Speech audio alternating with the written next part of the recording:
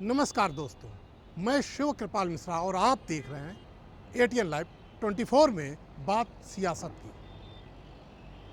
इसे सियासत का सिद्धांत कहें या फिर सियासत की मजबूरी कि जब भी देश में, प्रदेश में या किसी भी जगह कोई दुर्घटना या घटना बड़ी घटती है तो उसमें मौत होती है और उस मौत पर फिर शुरू होती है सियासत। ये सियासत की मजबूरी ही है कि जो सियासतदान हैं उसमें से कुछ लोग हैं जो मौनी अमावस्या के दिन प्रयागराज में जो घटना घटी उसको लेकर मौत के आंकड़ों को बता नहीं पा रहे हैं ठीक से, समझा नहीं पा रहे हैं ठीक से। वहीं दूसरा है जो ये इस बात पे आमादा है कि आखिर बताए सरकार कि ये मौत कितनी हुई, कितने लोग की जान वहाँ गई।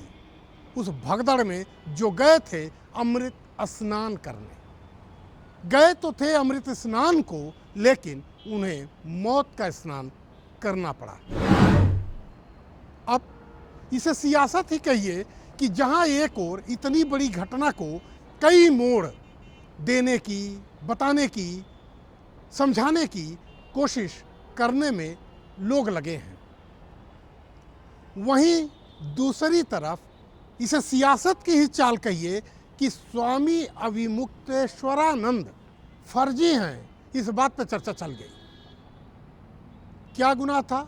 स्वामी अविमुक्तेश्वरानंद उर्फ उमाकांत पांडे ने पूछा क्या था? केवल यही तो कहा था कि इतनी मौत हो गई, उनसे छिपाया गया।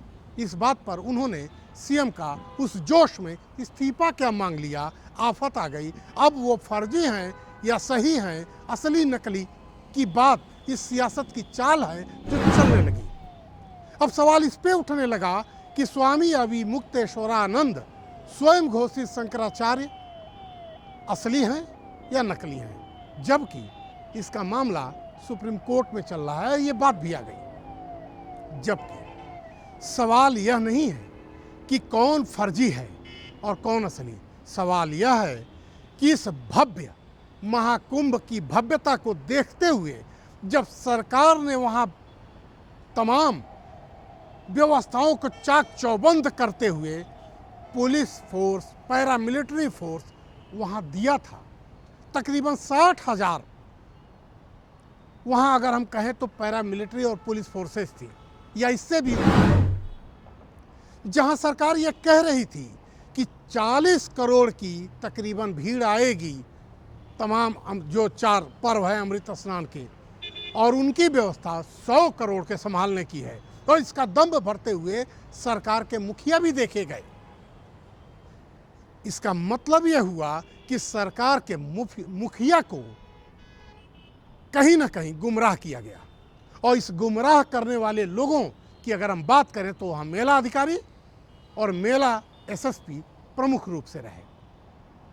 मेला के डीआईजी कि आज की अगर हम बात करें तो आज वो मानने को इस बात को तैयार हुए हैं कि जी हाँ, झूसी में भगदड़ हुई थी, जो अभी तक मान ही नहीं रहे थे कि झूसी में भी भगदड़ हुई थी। लेकिन अभी भी वह यह नहीं बता पा रहे हैं कि आखिर वहाँ भगदड़ में मौत कितनी हुई थी, कितने श्रद्धालु वहाँ दबकर मर गए।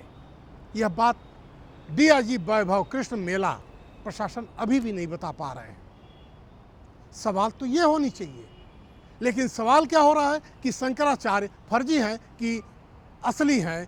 क्यों? क्योंकि उन्होंने क्षुब्ध होकर सरकार से इस्तीफे की मांग की। सवाल तो ये होना चाहिए कि जो मेला अधिकारी ये बता रहे हैं कि दरअसल भगदड़ की वजह से बैरिकेडिंग टूट गई और यह श्रद्धालुओं की वहाँ मौत हो गई, यह कारण बता रहे हैं।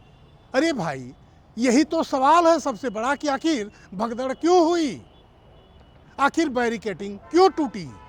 आखिर आप इस मौनी अमावस्या के को लेकर जब आपको पता था कि 10 करोड़ से ऊपर यहाँ पे भीड़ आएगी तो आपकी क्या व्यवस्था थी, क्यों भगदड़ हुई और उस भगदड़ से आखिर बैरिकेडिंग क्यों टूटी? अभी आप ये भी बता पाने में सक्षम नहीं है कि वहाँ पर मौत कितनी हुई। लोग पोस्टमार्टम हाउस के सामने लाइन लगाकर खड़े हैं कि कब उनके लोगों की लाश उनको मिलेगी और उनको उनके लोगों की लाश मिलेगी।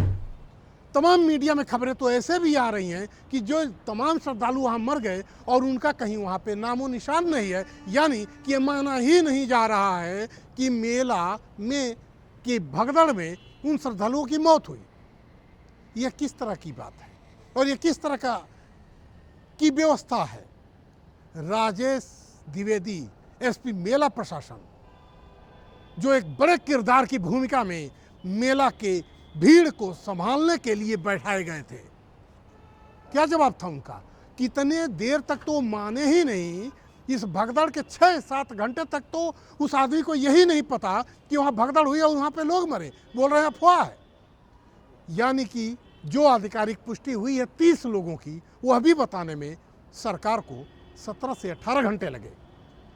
जो मेला प्रशासन ये बताने में त्वरित जानकारी दे रहा है कि 1 मिनट में वहाँ कितने श्रद्धालु डुबकी लगाए, इसकी गिनती उनके पास है। लेकिन अभी भी डीआईजी वैभव कृष्ण की माने तो वो गिनती उनके पास नहीं है। सारी एआई उनकी ध्वस्त हो गई, सारा डिजिटलीकरण जो हुआ था वो ध्वस्त हो गया। कहाँ, क्यों नहीं बता पा रहे हैं आप कि आखिर वहाँ झूसी में उस भगदड़ के दौरान कितनी मौत हुई? केवल आज आप ये जान पाए कि झूसी में भी भगदड़ हुई। अब क्या कहा जाए इस प्रशासन को और इस जवाब को? सवाल तो इस पे उठने चाहिए। सवाल क्या उठ रहा है कि कौन फर्जी शंकराचार्य और कौन असली? उन 13 अखाड़ा जो कि आज ये सूचना मिल रही है कि उन्होंने अविमुक्तेश्वरानंद को फर्जी करार दिया, उनको शंकराचार्य मानने से इनकार किया। अरे वहाँ पहले इस बात की वो 13 अखाड़ा तय कर लेते कि आखिर वहाँ इतने श्रद्धालु आए, उनकी वहाँ पे असामयिक मौत हो गई, वह कितनी थी? एक बाबा जो कथा बाजते हुए बागेश्वर नाथ, उनका ये कहना जो लोग वहाँ मरे उनकी मृत्यु नहीं, वो मोक्ष को प्राप्त हो गए। तब ये तो बड़ी बात अब वो कह रहे हैं और उनकी बात को लोग ये मान भी रहे हैं। कैसी कैसी बातें आ रही हैं जो अपने आप को ये बताते हैं कि वो सनातन के पुरोधा हैं।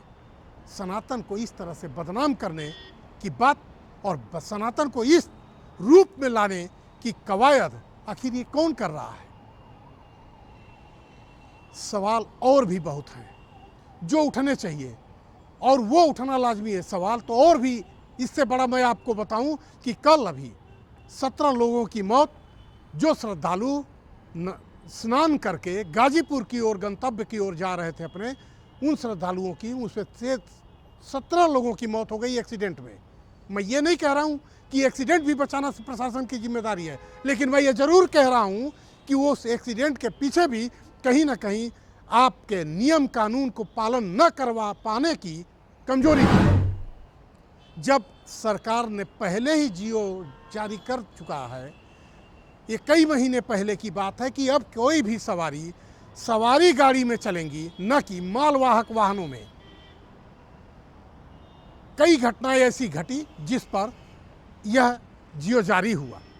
क्या वह जो शासनादेश था पुलिस को नहीं पता थी, प्रशासन को नहीं पता था जहां से वो सवारियां चल रही हैं? और आज भी बदस्तूर ऐसे वाहनों में श्रद्धालु आ जा रहे हैं, कोई ट्राली में, कोई डीसीएम में, कोई पिकअप में।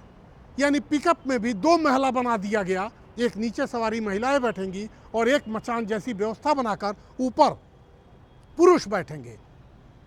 यह कहाँ है? आरटीओ के किस किताब में है? किस यातायात के नियम के तहत वह श्रद्धालु भर भर के आ रहे हैं? और क्या पुलिस अंधी है जो उसको देख नहीं पा रही? इस पे भी लगाम लगाने की जरूरत थी। तो सवाल तो यहाँ उठना चाहिए, सवाल फर्जी और असली का उठना है। इसलिए सवाल जो वाजिब है उस पर बात करे प्रशासन और उसकी तह तक जाए। और आने वाले कल जो स्नान है या फिर जो महाशिवरात्रि के स्नान है, उस पर ध्यान केंद्रित करे कि इस तरह की कोई व्यवस्था मेला में न हो पाए। देखते रहिए ATN Live 24।